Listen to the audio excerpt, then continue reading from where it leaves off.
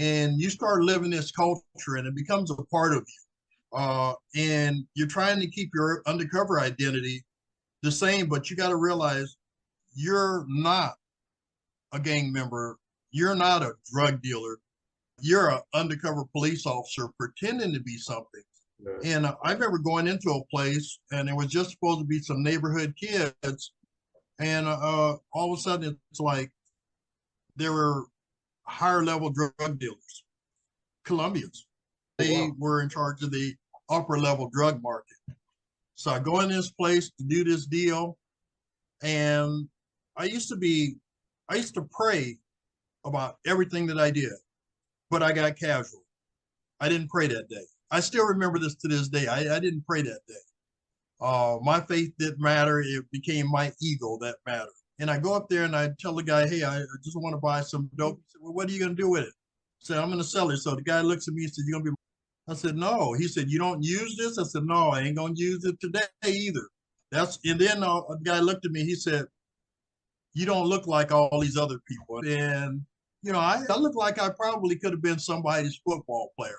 Okay. But I go in here, I ask the guy for the dope. The dude looks at me. He said, so have you ever smoked this before? I said, no.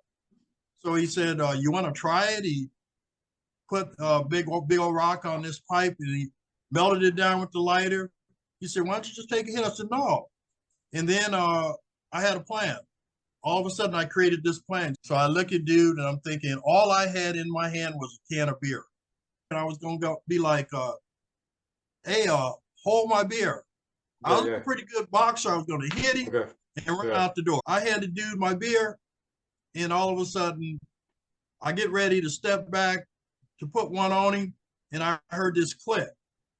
And it was the unmistakable sound of an AK-47 being bolted. Whoa. And I felt the barrel at the back of my head, and he said, you gonna take a hit of this? I said, hand me that pipe. And of course, I took a hit of that, and I'm holding the pipe, he's holding the lighter, and then all of a sudden, I tried my best not to inhale, but I inhaled and then I exhaled. I described it like this. I got so high, I could tell you what brand name shoes Jesus Christ wore. That's how high I was. I was just all the way high. So, of course, I didn't know anything about dope, but after about 10 minutes, what you got high off of, you come down. So I come down, I bought the dope, and I staggered out. I come out, I tell him, I say, hey, bro, they made me take a hit of the pipe. He said, well, you don't look like you've been smoking. I said, yeah, I remember hitting my chest.